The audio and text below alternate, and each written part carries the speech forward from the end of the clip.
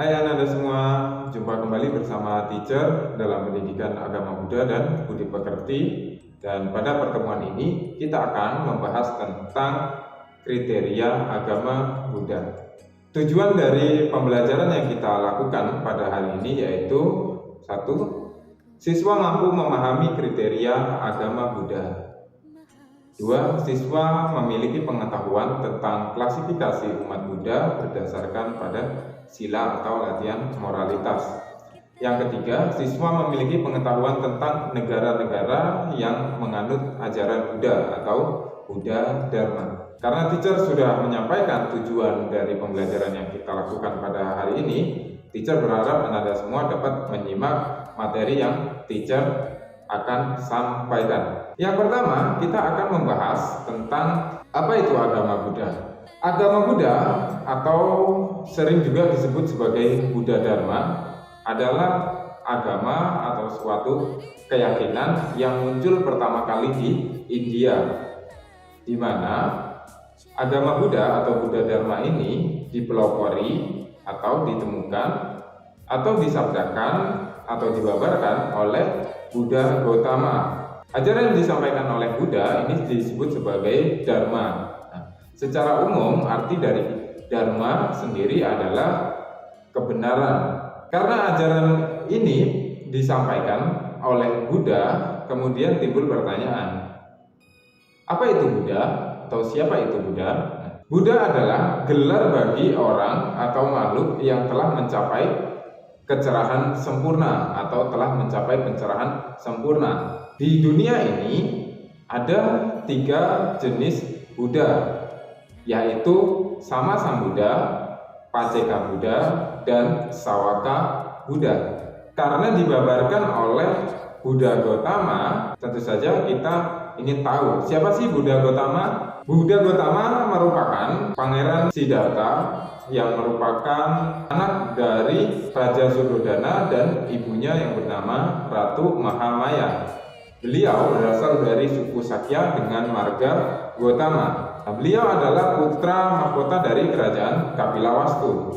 Kemudian lahir pada tahun 623 sebelum Masehi dan kemudian menjadi petapa dalam pencariannya untuk mencapai kebebasan atau pembebasan pada usia 29 tahun. Setelah 6 tahun menjadi petapa, akhirnya Petapa Gautama mencapai penerangan sempurna pada usia yang ke-35 tahun, yaitu pada tahun 588 sebelum Masehi. Setelah itu, beliau kemudian mengajarkan Dharma selama 45 tahun dan Mahaparinibbana atau wafat pada usia 80 tahun, yaitu tahun 543 sebelum Masehi. Buddha pada masa kini yaitu Buddha Gautama atau Buddha Sakyamuni atau Buddha Gautama Sakyamuni. Nah, selain disebut sebagai Buddha Gautama atau Buddha Sakyamuni atau Buddha, sebutan lain bagi Buddha ini ada beberapa sebutan yang menggambarkan dari sifat Buddha itu sendiri. Sebutan yang pertama yaitu Bhagawa. Bhagawa itu berarti yang agung.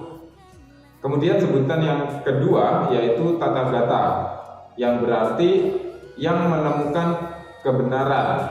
Dan yang ketiga yaitu Sugata. Sugata berarti yang maha tahu atau yang maha mengetahui. Kemudian kapan munculnya Buddha Dharma? Buddha Dharma ini muncul pada saat Petapa Gautama ini menjadi Buddha pada usia 35 tahun di hutan Gaya di bawah pohon Bodhi yang sebelum menjadi atau dikenal dengan pohon Bodhi, pohon ini disebut sebagai pohon Asata. Setelah beliau mencapai penerangan sempurna, Buddha kemudian membabarkan Dharma kepada 5 petapa atau 5 Pancawagya yang kemudian dikenal sebagai Pancawagya Bhikkhu. Dan setelah itu ajaran Buddha ini kemudian diajarkan kepada semua makhluk yang ada di dunia ini, yaitu para manusia, dewa, dan makhluk lainnya. Buddha itu dikenal sebagai guru para dewa dan manusia. Ananda bisa membaca dari Buddha Nusati.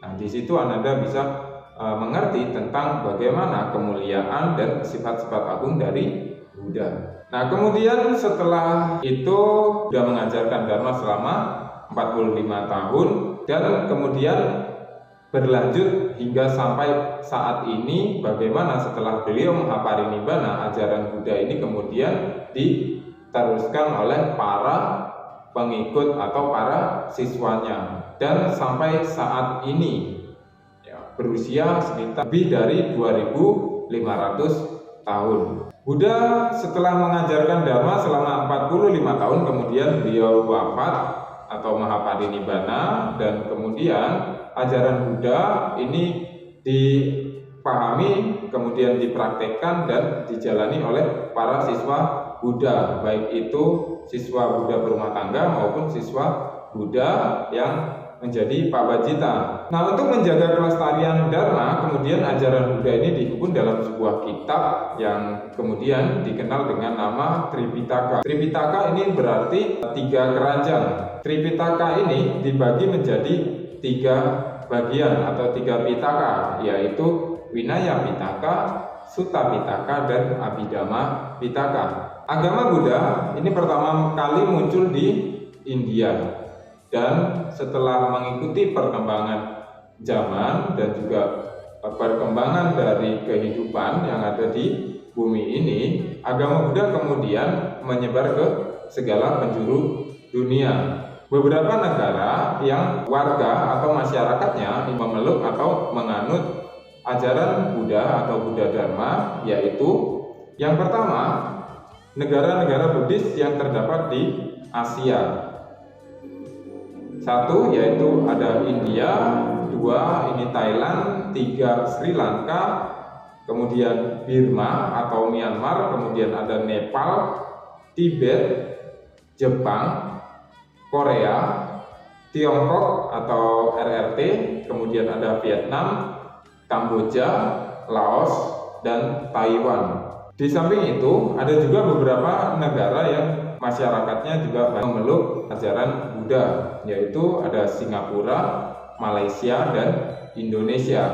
Dalam perkembangannya, agama Buddha ini banyak berkembang di negara-negara khususnya di Asia Tenggara, yang mana banyak dari masyarakat yang kemudian memeluk ajaran Buddha. Selain dari negara-negara yang terdapat di Asia, ajaran Buddha atau Buddha Dharma ini juga banyak berkembang atau masuk di beberapa negara di luar dari Asia. Di antaranya yaitu di Kalmikia yang merupakan bagian dari Rusia di Eropa, dan kemudian di Paris di negara Prancis juga di Eropa, kemudian ada di Cekoslovakia yang juga di Eropa, kemudian ada Finlandia yang juga di Eropa, dan kemudian di Amerika Serikat atau USA, kemudian ada di Australia, dan juga beberapa di Afrika.